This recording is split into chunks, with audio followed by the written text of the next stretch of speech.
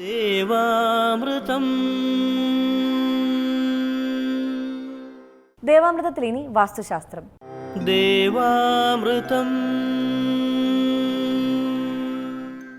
വാസ്തു ജ്യോതിഷപരമായ പ്രശ്നപരിഹാരങ്ങൾ നമുക്ക് നിർദ്ദേശിച്ചു തരുവാനും ഒപ്പം വാസ്തുശാസ്ത്രത്തെക്കുറിച്ച് ഒട്ടനവധി കാര്യങ്ങൾ നമുക്ക് പറഞ്ഞു തരുവാനും ഒക്കെ പ്രമുഖ വാസ്തു ജ്യോതിഷാചാര്യൻ ശ്രീ ഡെന്നിസ് ജോ ഇവിടെ എത്തിച്ചേർന്നിട്ടുണ്ട്. അദ്ദേഹത്തെ വളരെ സ്നേഹത്തിലൂടെ സ്വാഗതം ചെയ്യുന്നു. നമസ്കാരം. ഇന്നത്തെ കത്തിലേക്ക് പോകാം. വളരെ ബഹുമാനം നിറഞ്ഞ ഡെന്നിസ് ജോയ് സാറിന് ഞാൻ എൻ്റെ പഴയ വീട് ഒന്ന് പുതുക്കി പണിയാൻ ആഗ്രഹിക്കുന്നു. അതനുസരിച്ച് ചെറിയ മാറ്റങ്ങൾ വരുത്തുകയാണ്. ഈ വീട്ടിൽ വാസ്തു സംബന്ധമായ പല പ്രശ്നങ്ങളും ഉണ്ട് എന്ന് ആണ് എൻ്റെ സുഹൃത്തുക്കൾ പറയുന്നത്. ഞങ്ങൾക്കും അത് ബാധിച്ചുകൊണ്ടിരിക്കുകയാണ്. എൻ്റെ ഈ വീടിൻ്റെ പ്ലാനും സ്ഥലത്തിൻ്റെ പ്ലാനും ഇതോടൊപ്പം അയക്കുന്നു. എന്തൊക്കെ മാറ്റങ്ങൾ വരുത്തണമെന്ന് ദയവായി പറഞ്ഞു തരണമെന്നാണ് സദാനന്ദൻ എഴുതിയിരിക്കുന്നത്.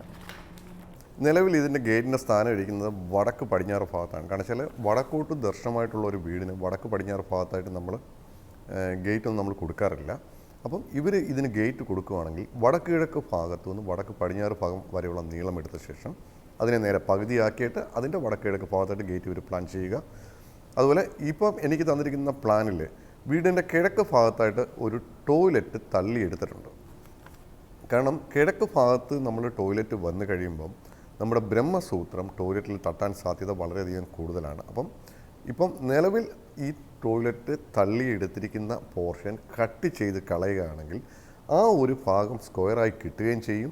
ടോയ്ലറ്റ് ബ്രഹ്മസൂത്രം മുറിയാതെ അതിനകത്തായി വീടിനകത്തായിട്ട് ഇവർ പ്ലാൻ ചെയ്യുകയാണെങ്കിൽ ഇതുമായിട്ട് ബന്ധപ്പെട്ടുള്ള വിഷയങ്ങളും പൂർണ്ണമായിട്ടും മാറിക്കിട്ടും. അല്ലെങ്കിൽ നമ്മൾ ഈ പറഞ്ഞ പോലെ കൂടുതൽ വളഞ്ഞ വഴി കൂടെയൊക്കെ നമ്മൾ ചിന്തിക്കേണ്ടതായിട്ട് വരും. അപ്പം ബ്രഹ്മസൂത്രം മുറിയാതെ വീടിനകത്ത് ടോയ്ലറ്റ് പ്ലാൻ ചെയ്യുക. തള്ളി നീക്കുന്ന ടോയ്ലറ്റ് പൂർണ്ണമായിട്ട് മാറിക്കിട്ടും. കാരണം പുതിയ പ്ലാനാണ്, നമ്മൾ പഴയ വീട് മാറ്റി പുതിയ പ്ലാനിലാണ് ചെയ്യുന്നത്. അപ്പം ഇപ്പോൾ ഇതിനകത്ത് നമുക്ക് എന്ത് രീതിയിൽ വേണമെങ്കിലും ഉള്ള കറക്ഷൻ നമുക്ക് ചെയ്യാൻ പറ്റും. അതുപോലെ ഇതിൻ്റെ ചുറ്റളവ് എടുക്കുന്ന സമയത്ത് ഒരു കോൽക്കണ കൂടി ഇവർ കൂട്ടിയെടുക്കണം. 72 സെൻറ്റിമീറ്റർ കൂടി ഇവർ കൂട്ടിയെടുക്കുകയാണെങ്കിൽ കൃത്യമായിട്ടുള്ള ചുറ്റാവും.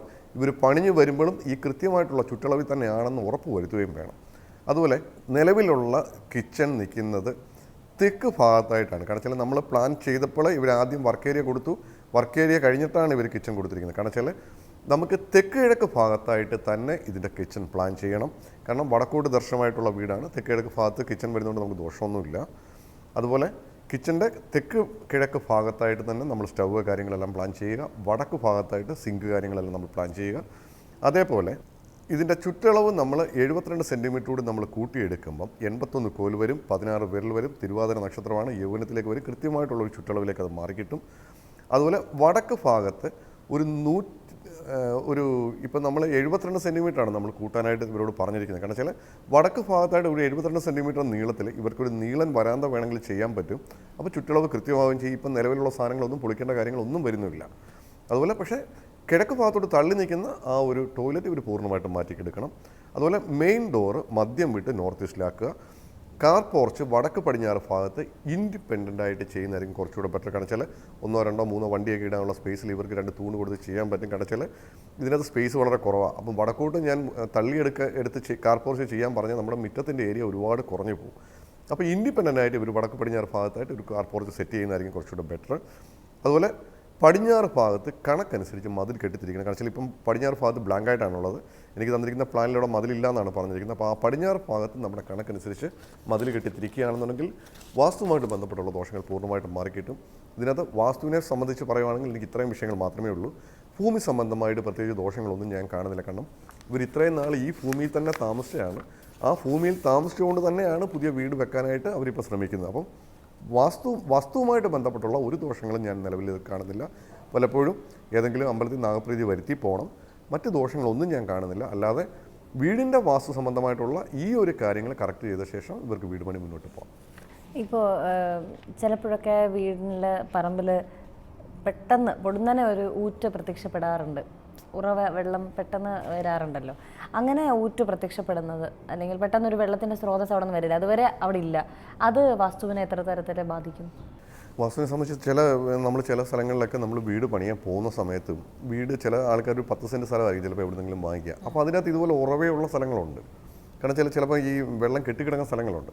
അപ്പോൾ ചിലപ്പോൾ നമ്മൾ വീട് വെക്കാൻ ഫൗണ്ടേഷൻ കൂട്ടുമ്പോൾ എല്ലാം അതിൻ്റെ അത് വെള്ളത്തിൻ്റെ അംശങ്ങൾ വന്ന് നിൽക്കുന്നതുകൊണ്ട് തന്നെ നമുക്ക് ചിലപ്പോൾ ഇങ്ങനെയൊക്കെയുള്ള സ്ഥലങ്ങളിൽ നമ്മൾ താമസിക്കുമ്പോൾ ചിലപ്പോൾ ഈ ടൈൽസ് പോലും നമുക്ക് നിൽക്കില്ല. കാരണം ഒട്ടിപ്പിടിച്ച് നിൽക്കില്ല. കാരണം വെള്ളത്തിൻ്റെ അംശമുള്ളതുകൊണ്ട് ചിലപ്പോൾ ഇളകി വരാനൊക്കെയുള്ള സാധ്യത വളരെയധികം കൂടുതലാണ്. അപ്പോൾ ശരിക്കും നമ്മളൊരു വസ്തു വാങ്ങിക്കുമ്പം ഇങ്ങനെയുള്ള ദോഷങ്ങൾ എന്തെങ്കിലും ഉണ്ടോ എന്നുള്ളത് നോക്കണം. കാരണം ഊറ്റിലുള്ള സ്ഥലമെന്നാണ് ചിലടത്ത് പറയുക. അപ്പോൾ അത് നോക്കി വാങ്ങിച്ചില്ലെങ്കിൽ, അപ്പോൾ അതിനകത്ത് നമ്മളൊരു ക്ലോസറ്റ് വെച്ചാൽ പോലും നമുക്ക് ചിലപ്പോൾ ഫ്ലഷുകൾ നല്ലപോലെ വർക്ക് ചെയ്യില്ല. കാരണം വെള്ളം താഴോട്ട് താരാൻ പറ്റില്ല, കാരണം വെള്ളത്തിന് അംശം കിടക്കുന്നതുകൊണ്ട്. അപ്പോൾ ഇത് വാസ്തുവിനെ സംബന്ധിച്ചല്ല, നമുക്ക് കൺസ്ട്രക്ഷനുമായിട്ട് ബന്ധപ്പെട്ട് വീട് പണിഞ്ഞ് താമസിച്ച് കഴിയുമ്പോൾ ഒക്കെ ഇങ്ങനെയുള്ള ബുദ്ധിമുട്ടുകൾ വരാം. അതുപോലെ നമ്മൾ തറയിലൊക്കെ നമ്മൾ ടൈൽസൊക്കെ ഇട്ട് നല്ല ഭംഗിയാക്കി വെച്ചാൽ ഈ ഊറ്റലുള്ളത് കൊണ്ട് ടൈൽസൊക്കെ ഇളകി വരാനുള്ള സാധ്യതയുള്ള, ചിലപ്പോൾ ചവിട്ടുന്നുണ്ടെങ്കിൽ ഇതൊക്കെ ഇളകി ഇങ്ങനെ പോരും, ഒട്ടിപ്പിടിച്ച് നിൽക്കില്ല. അതിനകത്ത് ഈ ഒരു വസ്തു വാങ്ങിക്കുമ്പോൾ ഞാൻ നേരത്തെ പറഞ്ഞ പോലെ അറിയാവുന്ന ആരെങ്കിലും കാണിച്ച ശേഷം അതിനകത്ത് ഏതെങ്കിലും രീതിയിലുള്ള കംപ്ലയിൻറ്റോ അല്ലെങ്കിൽ ഊറ്റലിൻ്റെ വിഷയങ്ങളോ ഇങ്ങനെയൊക്കെ ഉണ്ടോ എന്നുള്ളത് നോക്കുക. ഒന്നാമത് ഇപ്പം വെള്ളം കിട്ടാൻ വളരെ ബുദ്ധിമുട്ടാണ്, പല സ്ഥലങ്ങളിലും വെള്ളത്തിൻ്റെ അംശം ഇല്ല. അപ്പം വെള്ളമില്ല, നമുക്ക് കിണറില്ലാത്ത ഒരു സ്ഥലത്ത് നമുക്ക് വീട് വെച്ച് താമസിച്ചാൽ നമ്മുടെ വളരെയധികം ബുദ്ധിമുട്ടുന്ന ആൾക്കാർ ഒത്തിരി പേരാണ്. അപ്പം ഒരു വാസ്തു ചെയ്യുന്ന ഒരാൾക്ക് അറിയാൻ പറ്റും, കാരണം വെച്ചാൽ അതിനകത്ത് വെള്ളം കിട്ടുമോ, അല്ലെങ്കിൽ ഉറവയുണ്ടോ, അല്ലെങ്കിൽ കിണർ കുടിച്ചാൽ വെള്ളം കിട്ടുമോ, നല്ല വെള്ളം കിട്ടുമോ എന്നൊക്കെ ഒരു വാസ്തു ചെയ്യുന്ന ഒരാൾക്ക് അറിയാൻ പറ്റും. അപ്പോൾ ശരിക്കും നമ്മളൊരു വീട് വാങ്ങിക്കുകയാണെന്നുണ്ടെങ്കിൽ, അല്ലെങ്കിൽ ഒരു വസ്തു വാങ്ങിക്കുകയാണെന്നുണ്ടെങ്കിൽ അതിനകത്തൊരു വാസ്തുക്കാരെ വിളിച്ച് കാണിച്ച ശേഷം അതിനകത്ത് ഏതെങ്കിലും രീതിയിലുള്ള കംപ്ലയിൻ്റ് ഉണ്ടെങ്കിൽ അതിന് പരിഹാരം ചെയ്യുക. 2, ഇതുപോലെ ഉറവയുടെ വിഷയങ്ങളോ ഊറ്റലിൻ്റെ വിഷയങ്ങളോ അതിനകത്ത് വെള്ളം കിട്ടുമോ എന്നൊക്കെയുള്ള കാര്യങ്ങൾ കൺഫേം ചെയ്ത ശേഷം മാത്രമേ ഒരു വസ്തു വാങ്ങിക്കൂ. കാരണം വെച്ചാൽ ചിലപ്പം എനിക്കറിയാവുന്ന പല ആൾക്കാരുണ്ട്, 5 സെൻറ്റ് സ്ഥലം വളരെ വലിയ വില കൊടുത്ത് വാങ്ങിക്കുന്ന ആൾക്കാരാണ്. അത് ഈ പറഞ്ഞ പോലെ ഇതിനകത്ത് ഊറ്റിലുള്ള സ്ഥലം അവർക്ക് ഒരിക്കലും വീട് വെക്കാൻ, അതിന് നടുക്കാണ് അതിൻ്റെ ഊറ്റിൽ, അതിന് മണ്ടയ്ക്ക് മണ്ണിട്ട് ഫില്ല് ചെയ്തുകൊണ്ട് ഉണക്കായ സമയത്ത് ഇവർ അറിഞ്ഞില്ല. ഉണക്കി ഈ വെള്ളം അങ്ങോട്ട് കെട്ടിക്കിടക്കുന്ന സമയത്ത് ഇതിനകത്ത് വെള്ളം നല്ലപോലെ കെട്ടിക്കിടക്കുന്ന സ്ഥലമാണ്. നമ്മൾ എത്ര വെള്ളം കളഞ്ഞെന്ന് പറഞ്ഞാലും അതിനകത്ത് വെള്ളം പൂർണ്ണമായിട്ട് മാറിക്കിട്ടില്ല. അപ്പോൾ ഇങ്ങനെയുള്ള സ്ഥലങ്ങൾ നമ്മൾ മാക്സിമം എടുക്കാതിരിക്കുക. എടുത്താൽ തന്നെ അല്ലെങ്കിൽ നമുക്ക് വീട് പണിയാനായിട്ട് കുറേ സ്ഥലങ്ങൾ ഉണ്ടോ എന്നുള്ളത് നമ്മൾ ഉറപ്പുവരുത്തിയ ശേഷം ചെയ്യുക. പിന്നെ വാസ്തുവിനെ സംബന്ധിച്ച് പറയുകയാണെങ്കിൽ അതുമായിട്ട് ബന്ധപ്പെട്ട ഏതെങ്കിലും രീതിയിലുള്ള വിഷയങ്ങളുണ്ടെങ്കിൽ നമുക്ക് കൂടുതൽ ഒരു 90% നമുക്ക് പൊളിച്ച് പണിയാതെ തന്നെ നമുക്ക് ചെയ്യാൻ പറ്റും. പിന്നെ ഇതുപോലെയുള്ള ഉറവയുടെയും ഊറ്റലിൻ്റെയൊക്കെ വിഷയമാണെന്നുണ്ടെങ്കിൽ നമുക്ക് വാസ്തുവിൽ ചെയ്യുന്നതിനൊക്കെ ഒരു പരിധിയുണ്ട്. അപ്പം നമ്മളത് വസ്തു എടുക്കുന്നതിന് മുമ്പ് ഇങ്ങനെയൊക്കെയുള്ള ദോഷങ്ങളുണ്ടോ എന്നുള്ളത് കൺഫേം ചെയ്തിട്ട് തന്നെ ചെയ്യുക. ഇതിനകത്ത് വാസ്തു സംബന്ധമായി ഈ ഒരു പ്ലാനിൽ ഇത്രയും കാര്യങ്ങൾ മാത്രമേ ഉള്ളൂ. ഇതിനകത്ത് ഇത് പരിഹരിക്കുമ്പോൾ ആ ഒരു വിഷയങ്ങൾ പൂർണ്ണമായിട്ട് മാറിക്കിട്ടും. വസ്തുവുമായിട്ട് ബന്ധപ്പെട്ട് വേറെ ദോഷങ്ങളൊന്നും ഞാൻ കാണുന്നില്ല. നല്ലൊരു സമയം നോക്കി പഴയ വീട് പൊളിച്ചിട്ട് പുതിയ വീട് പണിയാനായിട്ട് ശ്രമിക്കുക. വാസ്തുശാസ്ത്രത്തിൻ്റെ ഇന്നത്തെ അധ്യായം ഇവിടെ പൂർണ്ണമാവുകയാണ്. വാസ്തു ജ്യോതിഷപരമായ പ്രശ്നപരിഹാരങ്ങൾക്ക് വാസ്തു ജ്യോതിഷ ആചാര്യൻ ശ്രീ ഡെന്നിസ് ജോയിൽ നിന്ന് മറുപടി ആഗ്രഹിക്കുന്നവർ താഴെ കാണുന്ന നമ്പറിൽ അദ്ദേഹത്തെ കോൺടാക്ട് ചെയ്യാവുന്നതാണ്.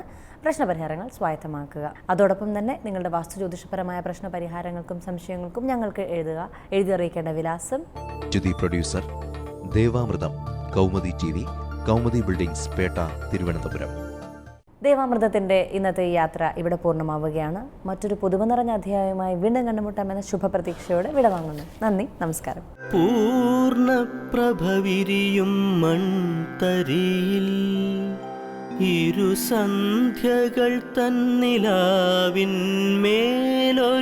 പ്രഭയായി കൊളുത്തുന്നു ദീപനാളം.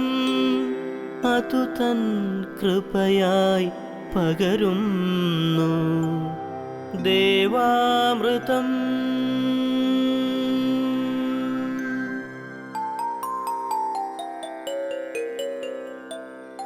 അറിയുന്നു നാം ഈ നിത്യ ചൈതന്യത്തെ, ഋതുക്കൾ പകർന്ന ഗുരുവര്യന്മാരിലൂടെ കാലങ്ങൾക്കിപ്പുറവും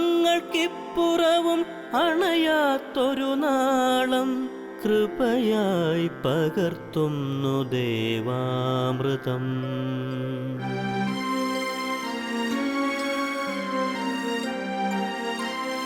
മറക്കുന്നു നാം ഇന്നു നമ്മളെ തന്നെ, വേദാന്തമില്ലാത്ത നാൾ വഴിയിൽ അറിവിൻ്റെ ആ ദിവ്യപ്രഭയായി ചൊരിയുന്നു ഗുരുവരുളാകുന്ന ദേവാമൃതം. ഗുരുവരുളാകുന്ന ദേവാമൃതം.